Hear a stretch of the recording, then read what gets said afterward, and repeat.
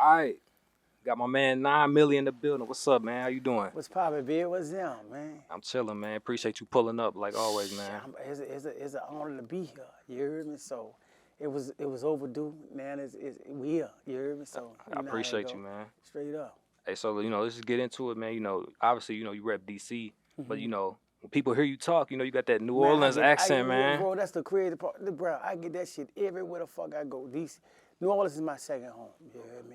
DC is number one. I was raised in DC. You heard me? I got family and shit in New Orleans, and that's my other establishment. But DC is number one. You heard me? So when y'all hear that sexy ass accent, that's just what it is. It ain't going nowhere. You heard me? So that's how that go. But I'm DC southeast of the Bone Gristle. Lynch Mob, Ward 8, dog. You heard me? Yeah, straight up. So you was like born and raised in DC, and Nah. So that's what I said. This my number one home. okay, New Orleans is my second home. You heard me? but you grew up in New Orleans, Right. No, I grew up in D.C. You was born in New Orleans? Nah, yeah, I grew up in D.C. Okay, got Yeah, you. yeah, Got you. yeah.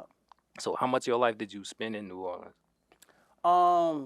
What? 6 years? 6 years. Okay. Yeah. And you came up here at Yeah, 6. yeah, when my daddy died. Yeah. Got you. Well, so what was the change like? I know you was young, but like, what was the change like I from don't being remember. in DC to New Orleans? Keep it games. I don't remember. Yeah. Nah, I don't remember that at all, son. So you Ward 8, like you said, Woodland Terrace, right? Woodland, yeah. So Lynch Mob. what was it like coming up over there? I mean, like I say, not being originally born and raised out there, you know what I'm saying? It was different. So, you had to prove yourself, homie. You know what I'm saying? You had to really, like, get in tune, prove yourself. I grew up getting bullied at one point in time, you hear me? So, not having a big family out here, you hear me? So, I had to prove myself. I had to get with the program in order to get respect, in order to get support. You know what I'm saying? Back in them days, you couldn't just if you wasn't from there, you had to really prove yourself, you know what I'm saying, in order to get respect and have niggas back your play. So, you know how that go. I mean, project living. Fans in the window, you heard me, clothes on the clothesline. We had to draw shit out, you know what I'm saying, on the clothesline type shit. Freaky Friday, ice cream trucks, you heard me, like house parties, shit like that. Yeah, that's how it was. Ward 8, 7, Southeast. That was my shit.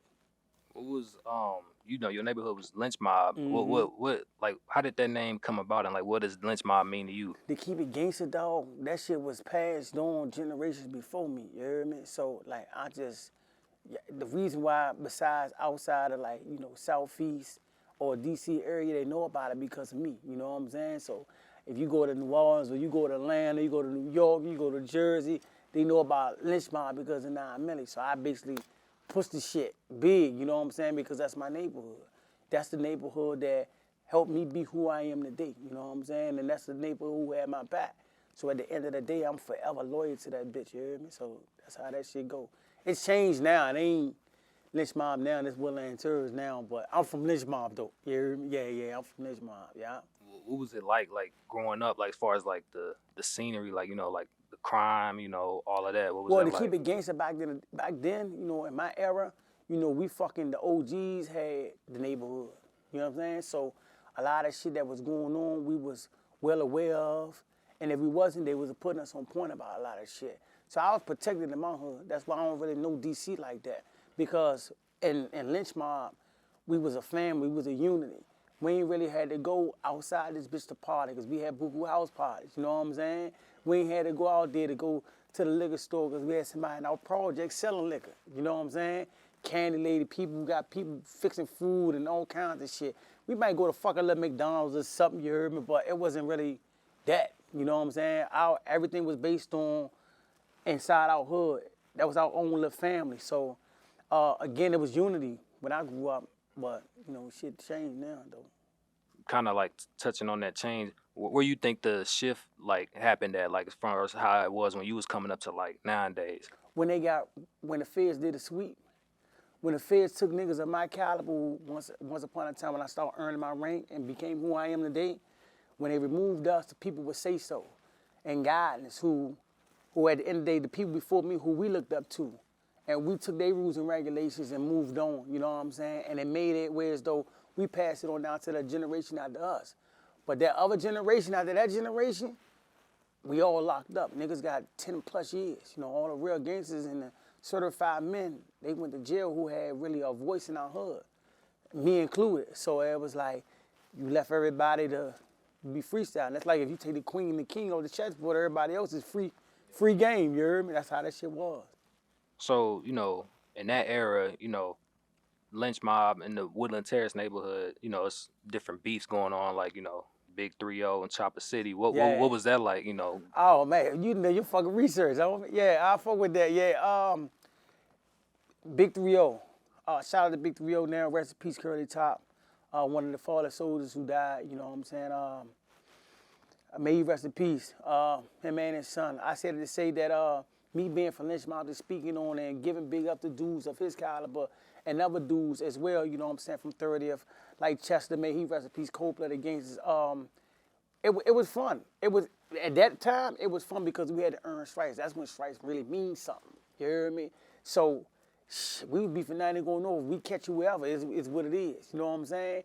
And for the Chopper City beef, that beef accumulated at the Unifest at one point in time. Then it transitioned over to us being in school and shit like that, where it was really, it was work hard, but it really wasn't gunplay like that, like it was with Lynch Mob at 30th. You hear me? That's what a lot of people don't know. So what made the Chopper City situation blossom so much on the news when I took the Metro bus, you hear me? So when I took the Metro bus, that's what made it like, oh shit, now everybody knew Chopper City and Lynch Mob beefing and shit like that. But to keep it gangster, that wasn't really our biggest beef. Our biggest beef was 30th Street, yeah.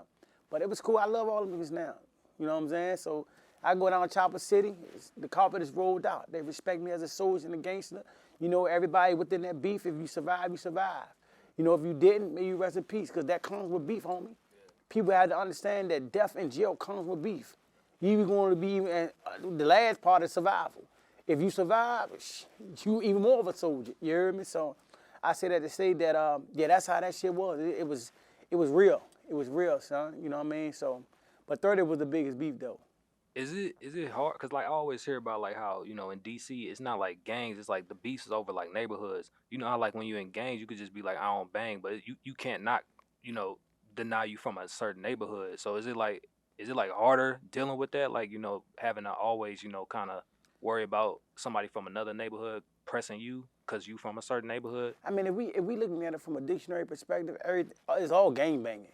You know what I'm saying? 3 or more is a gang, you heard me? So if we rep a Lynch Mob, the only difference between us and them is we ain't repping colors or, a certain kind of organization, but it's all gang banging at the end of the day. And then a person who naive and who not really intelligent and smart, they gonna think otherwise. But people who intelligent and know the definition behind what we doing, it's still all gang banging. But I said it to say the only difference is we have no leader to tell us what to do. So it's a difference. You understand what I'm saying? It's no big me's or little U's. Everybody get checked. You know what I'm saying? Even the nigga who got the most stripes, if that boy out of line, he gonna get checked. You know what I'm saying? By somebody that's probably ain't got as many bodies as him.